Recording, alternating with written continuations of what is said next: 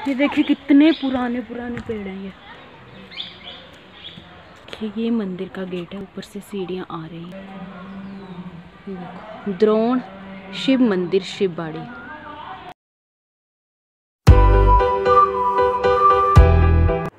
जय माता दी, जय भोलेनाथ। आ गए हैं एक नई वीडियो के साथ। मैं संगीता ठाकुर बहुत बहुत स्वागत करती हूँ आप सबका अपने चैनल पे।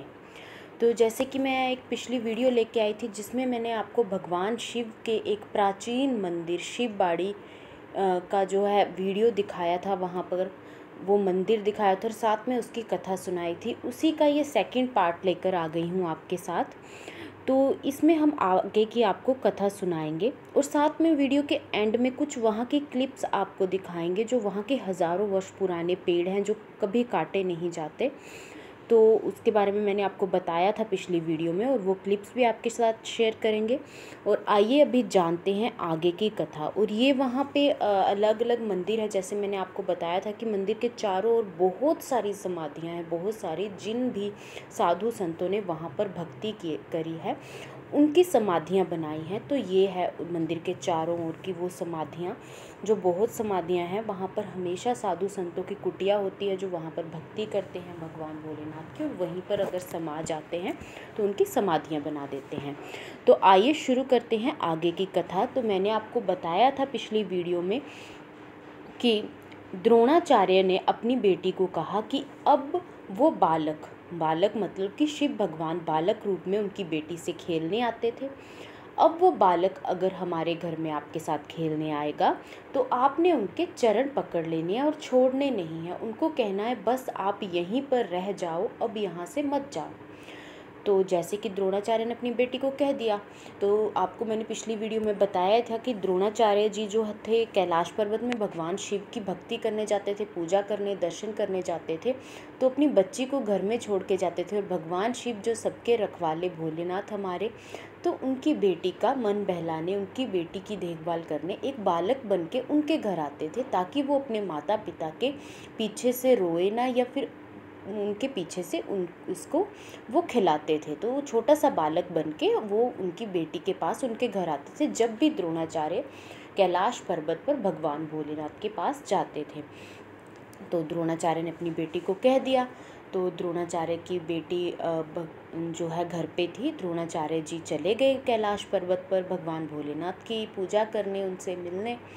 तो भगवान भोलेनाथ पीछे से आ गए बालक रूप बना के द्रोणाचार्य के घर। तो जैसे ही द्रोणाचार्य के घर आते हैं, उनकी बेटी से खेलने लगते हैं, तो द्रोणाचार्य की बेटी ने उनके चरण पकड़ लिए जैसे कि उनके पिता ने कहा था।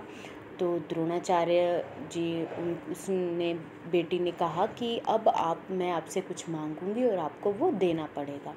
तो भगवान भोलेनाथ ने कहा क्या मांगना चाहती हो, क्या कर रही हो? तो उसने कहा अब आप कहीं नहीं जाओगे, यहीं पर बस जाओ, यहीं पर रह जाओ। तो भगवान भोलेनाथ तो शमशान बासी। तो भगवान भोलेनाथ ने कहा कि ऐसा कभी नहीं हो सकता, मैं यहाँ पर नहीं रह सकता, क्योंकि मैं नगरी में, मैं शहरों में मैं वास नहीं करता, मैं तो शमशान बासी हूँ। तो मैं पहाड़ों में अकेले या फिर ऐसी जगह पर रहता हूँ। तो यहाँ पर तो तुम्हारी नगरी है, राज दरबार है यहाँ पर, तो मैं तो यहाँ पर हो ही नहीं सकता कि मैं यहाँ पर रहूँ। तो उनकी बेटी जो थी छोटी सी, द्रोणाचार्य की बेटी, जैसे बच्चे हट करते हैं तो उसने भगवान भोलेनाथ के चरण नहीं पकड़े, जैसे द्रोणाचार्य ने भी उसको कहा था, नहीं छोड़े, चरण नहीं छोड़े, और कहा कि हमें कुछ नहीं पता, बस आप अब यहाँ से नहीं जाओगे। तो वो चरण पकड़ के वहीं पर बैठी रही। तो भगवान भोलेनाथ ने उसको ये आशीर्वाद दिया और कहा कि अगर मैं यहाँ पर रहूँगा तो ये तुम्हारी जो सारी नगरी है ये ख़त्म हो जाएगी और यहाँ पर शमशान बन जाएगा, क्योंकि मैं शमशान में रहता हूँ और जहाँ पर मैं रहता हूँ वहाँ पर ये नगरी नहीं होती। तो बेटी ने कहा कि मुझे कुछ भी नहीं पता, ये नगरी रहे ना रहे, मुझे इतना पता है कि आप यहाँ आ जाओ, फिर चाहे जो मर्जी हो, हमें मंजूर है। तो भगवान भोलेनाथ ने उसको आशीर्वाद दे दिया कि ठीक है, मैं यहीं पर रह जाता हूँ। तो तब ये मंदिर बना था शिवबाड़ी का, जिसे शिवबाड़ी मंदिर का नाम दिया है। द्रोण मंदिर भी इसे कहते हैं, क्योंकि द्रोणाचार्य ने ये मंदिर बनवाया था। तो तब भगवान भोलेनाथ ने ये कहा था कि ये नगरी ख़त्म हो जाएगी और यहाँ पर शमशान बन जाएगा। और देखते ही देखते वहाँ से एक शिवलिंग निकलती है ज़मीन से। जैसे जैसे वो शिवलिंग ज़मीन से निकलती है वैसे वैसे जो वो भरी हुई नगरी थी, जहाँ पर कितने घर, राज परिवार, वो सारी की सारी नगरी ज़मीन के अंदर धंस जाती है। देखते ही देखते वो पूरी नगरी ज़मीन के अंदर चली जाती है और वहाँ पर शमशान बन जाता है। और वहाँ पर निकलती है भगवान शिव की शिवलिंग और भगवान शिव का ये मंदिर। तो भगवान शिव ने जो उन्होंने जब द्रोणाचार्य जी भी वहाँ आ गए, क्योंकि वो तो छुप कर देख रहे थे कि भगवान शिव की लीला, और वो भगवान शिव को लाना चाहते थे अपने इस पृथ्वी लोक पे अपने पास। तो उन्होंने अपनी बेटी को ऐसा कहा था। तो जैसे द्रोणाचार्य भी आ जाते हैं, उनकी बेटी भी होती है, तो वो कहते हैं कि भोलेनाथ, आपने यहाँ पर तो अपना स्थान ले लिया, आपका मंदिर तो यहाँ पर बन गया, लेकिन आप यहाँ यहीं पर रहोगे, कब आओगे हमें ये कैसे पता चलेगा? ये आपने स्थान बनाया है तो हमें आपकी उपस्थिति यहाँ चाहिए।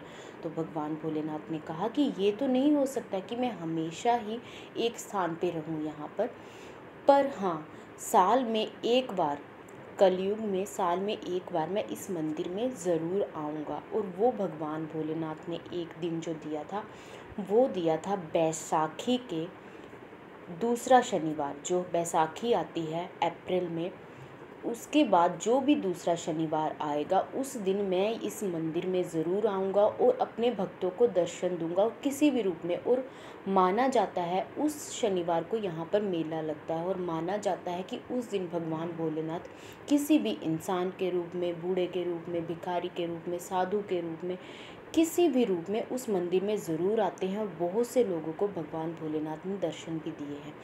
और उस लड़की के हाथों भगवान भोलेनाथ वचनबद्ध हैं कि वो उस दिन उस मंदिर में ज़रूर आएंगे।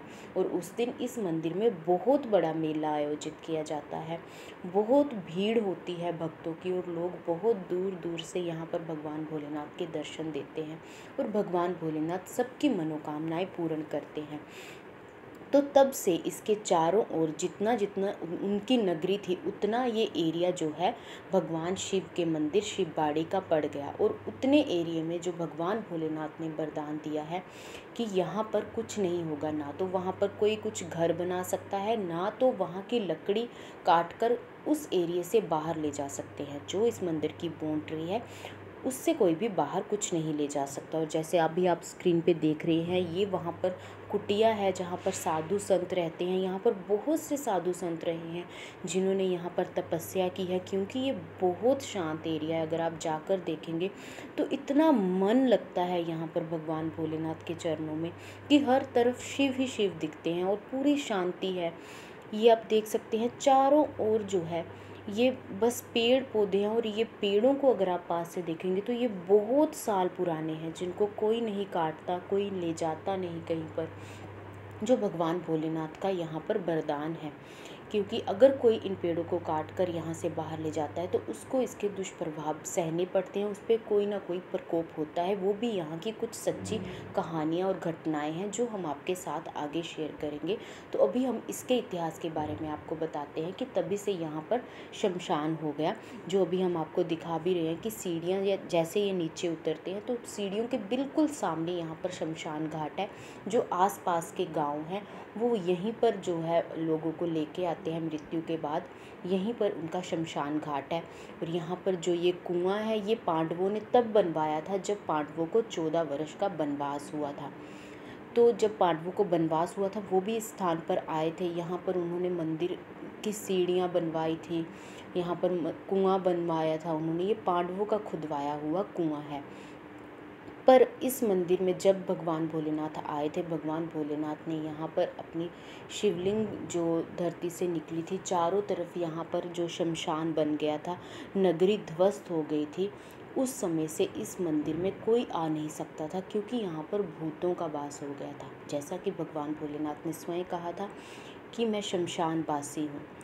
और उस जो युग में थे, माना जाता है कि तब तो भगवान भोलेनाथ यहीं पर रहते थे, इसीलिए भगवान भोलेनाथ का सच्चा पवित्र स्थान माना जाता है। जो भी यहाँ पर जो भी मनोकामना करता है, हर मनोकामनाएं भगवान भोलेनाथ पूरी करते हैं। बहुत दूर दूर से यहाँ पर लोग आते हैं। और उस समय जो है यहाँ पर शमशान घाट बन गया था, चारों तरफ जो है ध्वस्त हो गई थी नगरी। और उसी समय के ये पेड़ पौधे जंगल उगा था, जो जंगल के बीचों बीच ये मंदिर है। तो यहाँ पर कोई इंसान रात में तो दूर की बात दिन में भी नहीं आ सकता था, क्योंकि यह माना जाता है कि यहाँ पर भूतों का वास था। तो यहाँ पर एक बहुत बड़े तपस्वी आए थे, उनका भी यहाँ पर मंदिर है।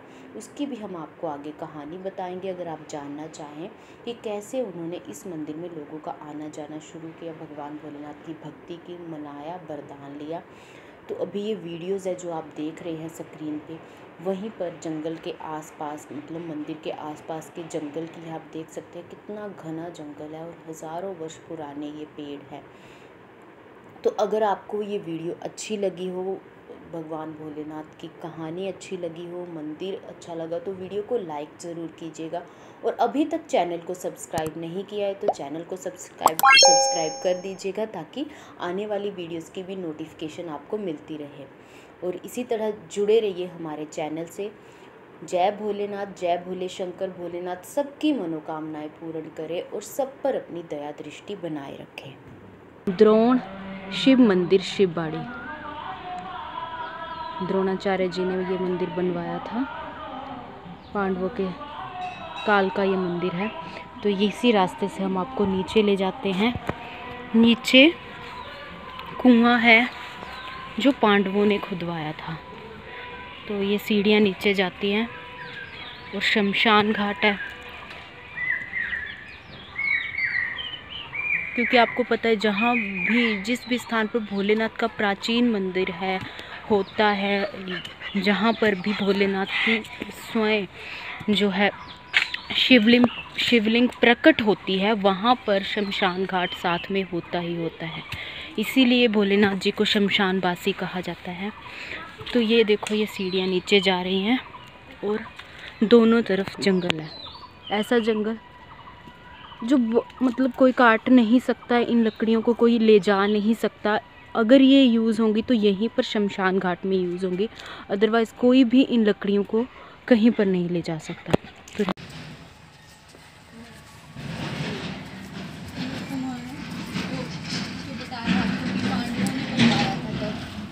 अभी ये बंद कर दिया है क्योंकि यहाँ पर जो खुला था तो बहुत ज़्यादा यहाँ पे वो इसमें कुछ ना कुछ मर जाता था, तो अभी ये बंद कर दिया, उसके लिए हैंड लगा दिया।